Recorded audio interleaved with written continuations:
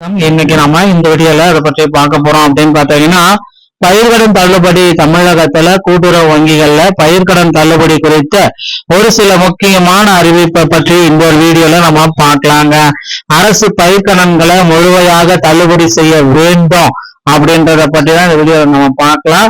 சரி, நிறைய பேர் பாத்தீங்கன்னா பயிர்க்கடனை முழுமையா தள்ளுபடி செய்யுங்க அப்படின்ட்டு போராட்டங்கள் அங்கங்க நடத்துறாங்க.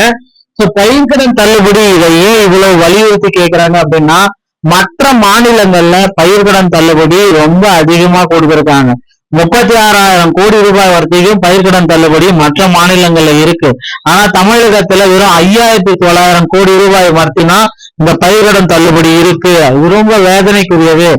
திருவள்ளுவர் ஆட்சி அலுவலக வளாக கூட்டரங்களை விவசாய கடன்களை முழுமையாக தள்ளுபடி செய்ய கோரி ஆட்சியரிடம் கோஷம் எழுப்பிய விவசாயிகள். திருவள்ளூர் ஆட்சிய அலுவலக வளாக கூட்டரங்களில் விவசாய கடன்களை முழுமையாக தள்ளுபடி செய்ய கோரி ஆட்சியரிடம் கோஷம் எழுப்பிய விவசாயிகள்.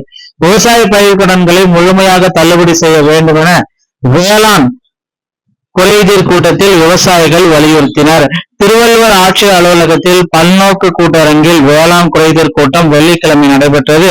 ஆட்சியர் கவிதா தலைமை வகித்தார். கூட்டரங்கில் அலுவலர்களுக்கும் விவசாயிகளுக்கும் இடையே விவாதம் நடைபெற்றது. அப்பொழுது அரசு அறிவித்துள்ள 50% பயிர்க்கடன் தள்ளுபடி அறிவித்ததை கைவிட்டு முழுமையாக தள்ளுபடி செய்யவும் கோஷம் எழுப்பினர்.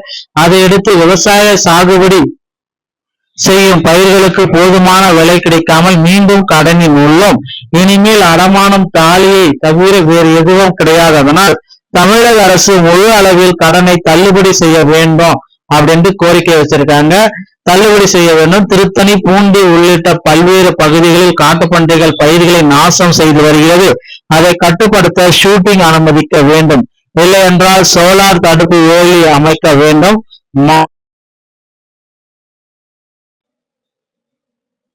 மானியத்துல தேவையான அளவு வழங்க வேண்டும். ஊத்துக்கோட்டை, தாமரைப்பாக்கம், புலியூர் உள்ளிட்ட பகுதிகளில் நெல் கொள்முதல் நிலையங்கள்ல விற்பனை நெல்லுக்கு இதுவரை விவசாயிகளுக்கு கடந்த 3 மாதங்களாக பணப்பட்டுவாடா எதுவும் செய்யப்படவில்லை. அதனால் விவசாய பணிகளை மேற்கொள்ள முடியாமல் கிராமத்து சிரமத்துக்குள்ளாகி வருகிறார்கள். எனவே ஏற்கனவே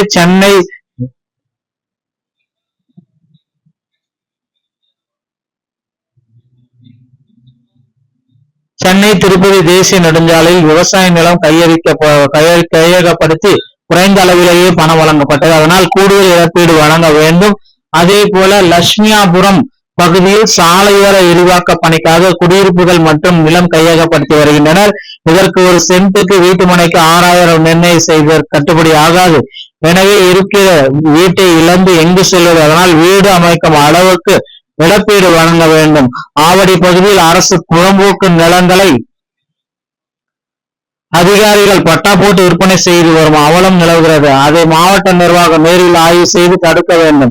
அரசு அனுமதித்ததை விட ஏரிகளில் 10 to 15 அடி வரை ஆழம் வண்டல் மணல் எடுக்கும் சூழ்நிலை இருக்கிறது. இதனால் கூடுதல் பள்ளங்கள் ஏற்படுவதுடன் சீமை கருவேல வேளங்களும் அதிகமாக வளரும் சூழல் வந்திருக்கு. அதே போல் மாவட்டத்தில் பனை மரங்களை கணக்கெடுத்து நடத்தி பாதுகாக்கவும் காட்டுப்பன்றிகள் வனப்பகுதியில் இருந்து 3 கிலோமீட்டருக்குள் சுட்டுக் கொள்ளலாம் என உத்தரவையும் பிறப்பிக்கணும் அப்படின்னு கோரிக்கை வச்சிருக்காங்க.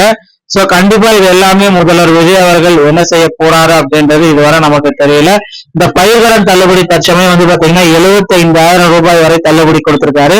75,000க்கு மேல போயிட்டீங்க அப்படின்னா நிச்சயமா உங்களுக்கு இந்த தள்ளுபடியுடைய அளவு மாறிடும். 35,000 ரூபாய் இது அப்படியே உடனடியா மாற்றி அமைங்க. மினிமம் தள்ளுபடி 2 லட்சம், மேக்சிமம் தள்ளுபடி 4 லட்சம் வரைக்கும் கொடுங்க அப்படின்ற மாதிரி கோரிக்கைகள் வச்சிருக்காங்க.